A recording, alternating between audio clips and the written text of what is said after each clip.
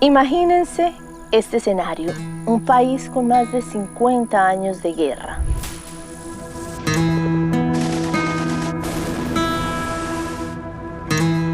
Una familia con 22 hermanos. Al papá de la familia lo secuestra un grupo insurgente, mezclado con criminalidad de izquierda, y 3 años después lo asesina el bando enemigo, un grupo criminal de derecha, los paramilitares. Aquí, exactamente donde estamos parados, fue asesinado mi papá. Llega el desplazamiento, el miedo, la incertidumbre y después un proceso de paz. Yo ya no tengo odio por HH y entendí que la falla que hay aquí es una falla de esta sociedad entera. Uno lo que espera es desprecio y rechazo, y queda uno más desarmado y más humillado cuando le dicen a uno, lo perdono. Pero estos 22 hermanos deciden recuperar las tierras. Las recupera no para explotarlas, sino para crear Suriquí, una de las reservas más impresionantes de América Latina.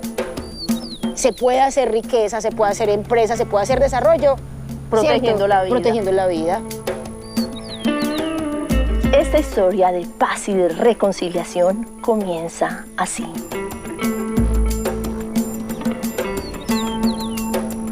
Bueno, mi papá llegó a este territorio cazando. Él era cazador. Origen campesino. Absolutamente. Mi papá era de esos colonos bien entrenados, de los más buenos. Mi papá era famoso por ser un gran aserrador, por tumbar monte. Él era un abridor de montaña y él se venía acá a cazar, a cazar, a cazar. Y andándose este río en cacería, él se encontró con estas tierras. Y a él lo que cuentan mis hermanos y los mayores es que a él le gustaron estas tierras. Y entonces él compra el primer pedazo y él empieza a ejercer, ¿cierto?, papel de señor y dueño, y empieza a generar que el INCORA le adjudique el tierras. INCORA es en el entonces. En el entonces el INCODER de ahora. Que o la agencia para la audiencia internacional, esa era la agencia que asignaba los títulos de las tierras. Exactamente, la que titulaba predios públicos a privados o asignaba la propiedad de las tierras que no tenían propiedad en Colombia. Ella es Enilda Jiménez, psicóloga social y una de las menores de una familia con 22 hijos e hijas de Samuel Jiménez, un campesino que fundó 2 hogares. Las 2 madres decidieron convivir en completa armonía. Una familia cuyos hermanos y hermanas decidieron perdonar a los asesinos de su padre, a los despojadores de estas sus tierras, y después, bajo el liderazgo de Enilda, desafiar el dolor de la muerte creando Suriquí, este santuario de conservación de la vida. Bienvenidos, esta es nuestra tierra, a esta tierra volvimos y desde esta tierra pues estamos también construyendo nuestro relato.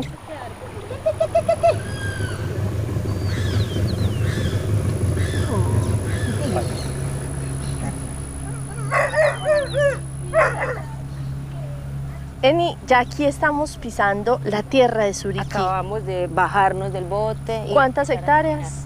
3. En este momento nosotros tenemos 487 hectáreas que componen el plan de manejo y la caracterización biofísica de la reserva y todos los inventarios de fauna, de flora que hacen parte de todo lo que es el modelo de gestión de esta tierra. 1979, naces, ya tu papá tenía las 2 familias.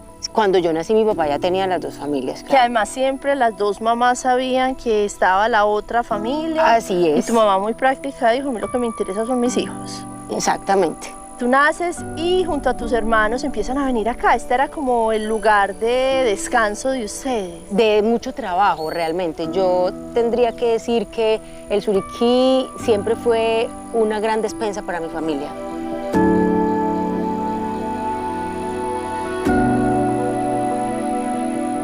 Porque además tenía que alimentar a 22 hijos. Claro. Con uno que otro también por ahí que había salido de cualquier aventura. En esos 22 estaban los que habían nacido fuera de las 2, digamos, mamás. Y claramente ninguna, para arrancar esta historia, estaba pues feliz. pero cuando eso coge ventaja, mi mamá termina diciendo, listo, somos los que somos, vamos a hacer esta familia que vamos a hacer y lo vamos a hacer en la santa paz, porque es que esto si no se hubiese vuelto el infierno más aterrador. Y yo estoy muy agradecida de que mi mamá haya tenido ese corazón, esa grandeza, que Magali también haya tenido ese corazón. Magali es la otra grandeza. mamá. Magali es la segunda mamá que está viva, que es socia de esta empresa, ella es la ñañita, aquí pagamos para que Magali cada mes tenga su estipendio, esté tranquila, esté segura, porque es la mamá que nos queda. O sea, desde la familia es una historia de reconciliación, no solamente un tema social, de guerra, de Panigui, sino desde la familia. Yo lo que le digo a la gente es que el perdón, ¿cierto? Y nuestra capacidad de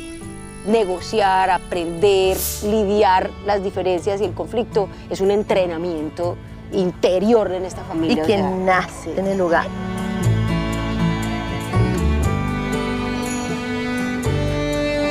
Yo crecí en un mundo donde a mí a veces me daba vergüenza no tener una familia secular, como dice la Biblia o como dice la iglesia. La el papá, santa la mamá familia. y los hijos, ¿cierto? Por un tiempo yo tuve pena de eso porque me sentía muy rara con respecto al deber ser, pero yo hoy día saco pecho de la familia que tengo, porque lo que me enseñó esta familia es que el marco moral de una familia no depende de eso, depende de la grandeza con la que uno enfrente precisamente los momentos más difíciles, depende de que lo que ha reinado aquí es el amor, porque tú puedes tener las familias perfectas de fotografía, ¿cierto? Pero ni siquiera pueden hablar entre ellos. Llega la guerra, matan a tu papá. ¿Cómo se enteran ustedes de que esto había sido ocupado por los grupos paramilitares, que son estos grupos que trabajaron durante años en connivencia con las fuerzas militares y muchísimos políticos para proteger los intereses de los grandes terratenientes o de los grandes narcotraficantes? A papá lo matan el 6 de octubre de 1995, ¿cierto? Y toda la familia se congrega alrededor de su funeral, del duelo, de acompañarnos, ¿cierto? Mi hermano tiene que estar aquí. Siempre en esta tierra vivieron mis hermanos mayores. Y cuando mis hermanos y mi hermano mayor están volviendo, pues, como para retomar la vida normalita, pues, que veníamos haciendo acá, hay unas guayas en el río. ¿Qué quiere decir unas guayas? Las guayas es un alambre grueso que ponen de un palo al otro, por donde no puedes pasar. Y él lo para un grupo armado, lo retienen unas horas y le dicen, aquí ya no pueden venir, esto ya no es de ustedes, ¿cierto? Se acabó.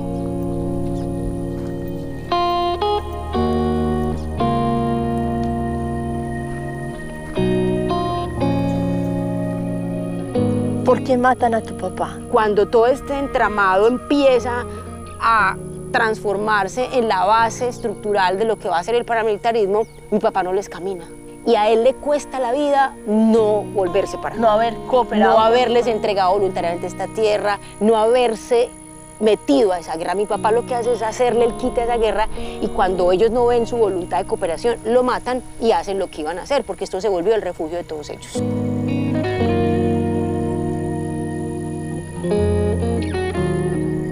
El no poder volver al Suriquí para nosotros fue casi como no poder volver a ser nosotros mismos. A la falta de papá, quedar las mamás solas, ¿cierto? Mi mamá empieza a sostener un liderazgo que nunca se esperó. Ella siempre esperó que fuera, pues, mi papá el hombre, ¿cierto? Pero ella además lo hace con una grandeza tremenda, porque ella lo que hace es decir lo poquito para todos.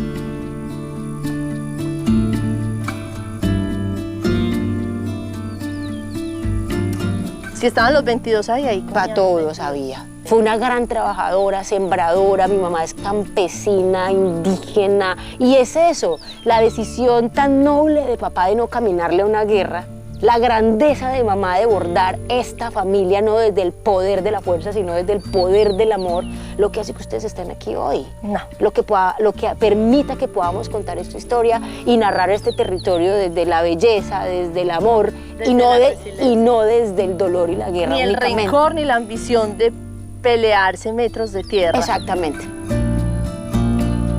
Les voy a mostrar mi lugar favorito. Listo.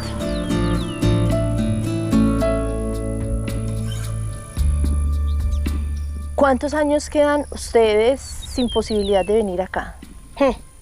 Desde el 2005 que no pudimos volver hasta el 2017 aproximadamente. Yo quiero saber qué hizo posible ese regreso. Yo creo que lo que hace posible que volvamos son las decisiones que toman los viejos, ¿cierto? Papá de sacarnos de esta guerra, mamá de bordarnos amorosamente a todos, ¿cierto? Y eso que permitió que nunca nos rompiéramos, mantenernos juntos, estar juntos, buscar todo juntos, ¿cierto? En algún punto yo recuerdo que cuando se abre el proceso de paz con los paramilitares, ¿cierto? A nosotros nos toca el proceso de justicia y paz. Es ese proceso de justicia y paz el que nos trae como unas oportunidades de gestionar, digamos, la recuperación de esta tierra. El proceso de paz al que hace referencia Nilda se desarrolló entre el año 2003 y el 2006 durante el gobierno del entonces presidente colombiano Álvaro Uribe Vélez. Ofreció a los miembros de estos grupos armados ilegales responsables de masacres, torturas y desapariciones penas máximas de 5 a 8 años de prisión. A cambio de las penas reducidas, ellos harían la confesión de sus delitos, repararían las víctimas y entregarían los bienes que habían adquirido con intimidación, desplazamiento y muerte. Más de 31.000 combatientes se desmovilizaron. Es un proceso en el que a ellos les pareció sencillo entregar, digamos, los relatos de cuánta gente mataron y una cosa pues tremenda de la criminalidad, pero fue también un proceso en el que les permitió también guardar muchísima riqueza, ¿cierto? No es necesariamente en donde ellos más fueron generosos. Muchos de estos comandantes paramilitares incumplieron sus compromisos con la justicia colombiana y vinculados al narcotráfico fueron extraditados a los Estados Unidos. Entre ellos, Eber Velosa, conocido con el alias de HH. Pero antes de ser enviado a comparecer por tráfico de drogas en una corte federal, HH ya había confesado la responsabilidad en el asesinato de miles de personas y había revelado nombres de altos mandos militares y políticos vinculados a sus crímenes. A Eber Velosa, alias HH, a él le pasa algo particular dentro de este proceso. También hay que decir que a nosotros nos tocó también una cosa particular y fue como la determinación con la que, por la historia que él vivió también dentro del paramilitarismo, él diga, yo sí quiero contar todo lo que sé. Él lo que básicamente dice es que primero él no se acordaba, pero que después de averiguar se dio cuenta que quién era, que sí, que él lo mató, que él se acuerda del operativo y que él lo mata porque la información que le llevaron a él es que él era un colaborador de la guerrilla y había que matarlo. Eso fue lo que me dijo él a mí y yo le dije, usted se va a tener que retractar de lo que acaba de decir, y yo le dije a la juez, si a mi familia la tocan en Urabá, ¿cierto? Porque todavía estamos en un momento complejo, usted va a ser la responsable y yo necesito que este señor se retracte, ¿cierto? Y yo empiezo a decirle, ¿de dónde va a sacar usted eso cuando a mi papá lo secuestran así, lo matan a mi hermano, me saca la guerrilla? O sea, ¿qué clase de colaboración con la guerrilla podemos tener nosotros que también somos sus víctimas? Ustedes con los que han sufrido todo este proceso, ustedes con los que verdaderamente han sufrido la guerra, después de que nosotros cometimos la canallada y el error de hacer lo que hicimos. Entonces, créanlo que para mí también es difícil estar acá.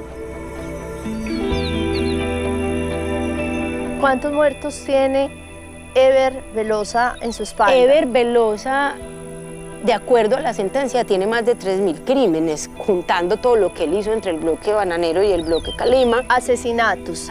A eso no le hemos sumado los desplazamientos, las torturas ni los reclutamientos. Bajo su mando, ¿cierto? Bajo su mando murieron más de 3.000 personas. Y hay un punto en donde él empieza a pedirnos perdón. Y la primera vez que él lo hace, a mí eso me entró en reversa, pues. ¿Cierto? Porque nosotros somos tan humanos como cualquier otra persona, ¿cierto? Y además el perdón es una cosa que tiene, pues eso es una cosa que nadie regla, que nadie norma, eso es una cosa que tiene que ver con la manera como cada espíritu transita esta existencia.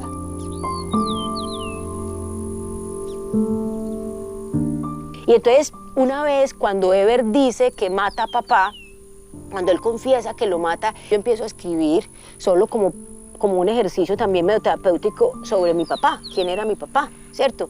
Y en ese ejercicio llega un punto en el que yo escribiendo sobre papá, llego al momento de su muerte y me doy cuenta que para narrarlo inevitablemente tengo que hacer conciencia y aceptar que Eber lo mata, ¿cierto? Y yo digo, pucha, ¿Cómo así que la vida suya y la mía están conectadas con ese hombre? ¿Quién carajos es ese ser humano? Y entonces yo empiezo a sentir también como curiosidad, ¿sabes? No solamente rabia, como, bueno, ¿de dónde salió este hombre? ¿Cierto? Y empiezo a preguntar y empiezo a indagar y empiezo a buscar. Y entonces él es un peladito que viajaba con los papás, que raspaban coca, que no terminó el bachillerato siquiera. Campesino ¿cierto? también. Era un campesino, era un pelado al que no protegimos. Es que no es un problema entre Ever y yo. No es un problema entre Ever, mi papá y yo. ¿Cierto? Esto en lo que estamos atrapados es un problema de una sociedad incapaz de cuidarse a sí misma, de cuidarse entre sí, de proteger a los niños. Una sociedad incapaz de tener un suelo donde puedan florecer los sueños de sus habitantes. Y hoy día, después de todos estos años, una cosa buena que yo tengo aquí es que yo ya no tengo rabia con él. ¿Sí me comprende? Yo ya no tengo odio por HH. Y yo entendí más cosas por venir aquí. Y entendí que la falla que hay aquí es una falla de esta sociedad entera. Hoy sé que todos ustedes y sus familiares no merecían el daño que les causé. Y debo expresarles que ninguno de sus familiares y ninguno de ustedes merecía sufrir tales actos por creer, pensar y sentir de manera diferente a lo que yo creía y a lo que creían las personas que nos mandaban. Entonces, toda esta historia con Ever, volver con él sobre esto, es lo que me permite decir, lo único que yo tengo que hacer es liberarme de esto, porque esto además se lo carcome a uno, ¿cierto? Esto además lo hace vivir a uno una vida cargada. Y lo único que sentí fue ganas de irle a decir, ¿sabe qué, hermano? Perdonado. Hoy, mañana, pasado mañana, más que perdonado. Uno lo que espera es desprecio y rechazo. Y queda uno más desarmado y más humillado cuando le dicen a uno, lo perdono.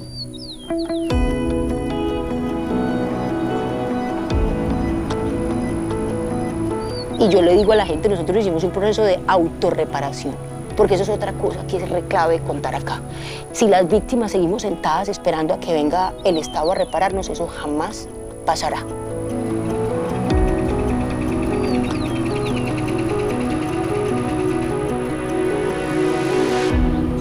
Yo estoy sin palabras por la grandeza de ese perdón que es evidente, nace desde las tripas y desde el corazón.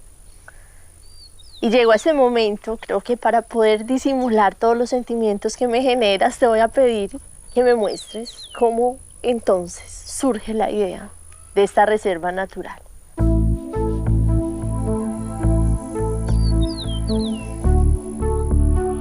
Esta maloca o este kiosco, como lo llamamos acá, es un lugar muy importante porque aquí es donde hacemos como la interpretación del territorio. Aquí le contamos a la gente dónde están, qué es Urabá, qué es esta reserva, cómo la creamos, para qué la creamos, cómo funciona, cuál es su plan de manejo, cuáles son sus objetivos. Entonces, por ejemplo, este mapa es reclave porque este es el Golfo, ¿cierto? Este es todo el Golfo Urabá. Por acá está, pues, ¿cierto? Córdoba, hasta La Guajira y por acá pues Panamá. Y este pedacito de tierra que ves aquí es lo que vas a ver acá, que fue lo que hicimos en el 2021 cuando volvimos, ¿cierto? Y queríamos decidir entre todos qué hacer, que vivíamos en un plástico aquí, ¿cierto?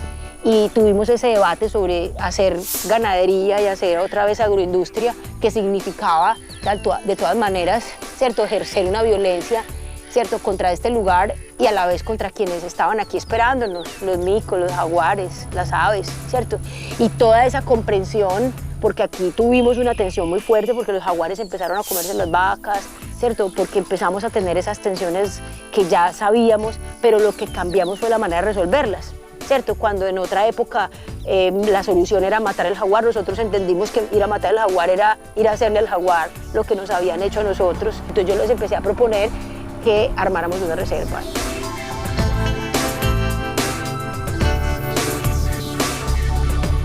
Toda la admiración, el respeto por mi hermana, porque al principio igual fue ella la de la idea. Cuando esto no teníamos un horizonte, ella trae la idea de hacer ecoturismo y esto nos parece algo pues como muy romántico. Sin embargo, al momento de mostrarnos y enseñarnos cómo, cuándo, por qué, para qué. La verdad que hemos dejado una responsabilidad muy grande, pero la verdad lo ha hecho de una manera muy brillante.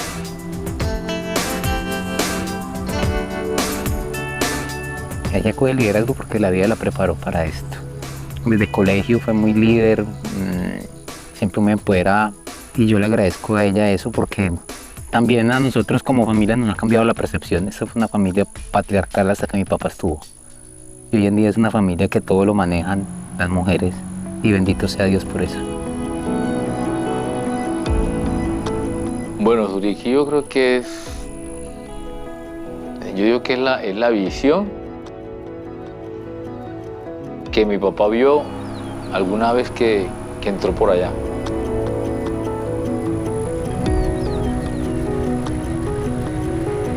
Suriquí nos ha enseñado a cada quien, le ha enseñado la verdadera riqueza. Y la verdadera riqueza para mí es esto. Para mí la verdadera riqueza es tener paz, estar tranquilo, poderme levantar con los monos. Gracias a Dios, a Enilda y a Suriquí. Porque Suriquí es la fuerza visible que nos ha hecho a nosotros estar donde estamos hoy, Suriquí.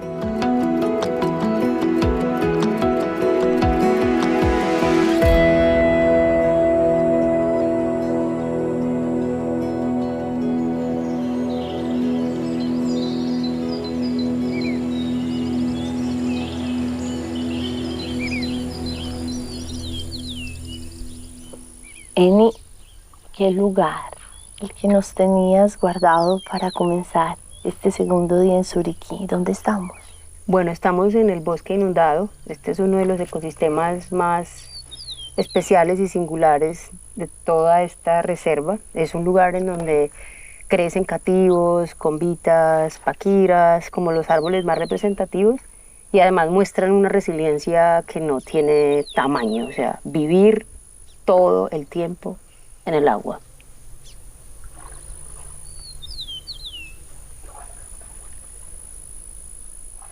¿Cuáles son los animalitos que se asoman curiosos de un momento a otro, como tratando de saber de qué estamos hablando? Tenemos muchas nutrias, tenemos muchos basiliscos y obviamente pues, peces, los pájaros, muchos primates que están en el dosel del bosque. De vez en cuando seguramente un jaguar patrullará por aquí. Suriquí es como reserva un proyecto muy joven. ¿Hacia dónde van? ¿Cuál es la gran apuesta a mediano y a corto plazo? Bueno, trabajar a partir de la ciencia, trabajar a partir como de todo lo comunitario y que eso se vuelva el norte de lo que hacemos. Hacemos turismo para regenerar este bosque, hacemos vainilla, hacemos productividad, ganadería regenerativa, hacemos rutas. Todo lo que hacemos aquí apunta siempre a la misma dirección y es a la restauración de este bosque y a la mejora de las condiciones de las especies que están en vía de extinción. Desarrollamos un proyecto para acordar con los vecinos y las comunidades no cazar las presas del jaguar para que tiene su propia comida. Porque esta selva, mientras tenga sus jaguares, es capaz de regenerarse sola. Entonces, si cuidas el jaguar, cuidas todo. Ahora, ¿qué es lo que entendimos? Uno no puede hacer un proyecto de conservación solamente sembrando un arbolito y cuidando que nadie le dispare un animal. Realmente la clave de la conservación está en la conectividad. ¿Qué quieres decir? Exacto, que si yo aquí en mis 480 hectáreas hago esto, pero el vecino no lo hace, cuando un jaguar salga de aquí para allá, él va a estar en un alto riesgo. Ellos dan el paso primero y en el camino van como, bueno, venga comunidad, ustedes también pueden empezar a trabajar. Entonces Suriquí ha sido como ayudarnos a transitar por ese camino y por esa ruta, y yo siento que ha sido pues como un trabajo en conjunto valiosísimo que valoramos mucho en la comunidad. Suriquí, más que hermano, es como si fuéramos un solo territorio.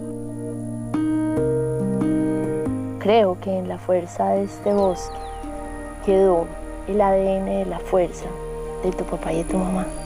Aquí están y hoy, por ejemplo, estamos terminando de construir al lado de las universidades, ¿cierto? Un modelo de acuerdo, una estructura de acuerdo para convertirnos en un bosque de paz. que permita, ¿cierto?, que miremos hacia futuro diciendo esto es un patrimonio propio, pero también es un patrimonio de la humanidad. De la humanidad. Hoy estamos sembrando el futuro, no acabando con él. Solo tengo, y creo que como equipo tenemos que agradecer el que nos hayas permitido con tu historia entender que el perdón y la dignidad no solamente libera, sino que protege, conserva y regenera la naturaleza, pero también el alma. Gracias por mostrarnos este capítulo tan bonito de tu perdón y de tu fuerza. Gracias a ustedes por venir, por querernos conocer y bueno, por poderle mostrar al mundo cómo los más pequeños podemos hacer cosas muy grandes. Gracias. Gracias a ti.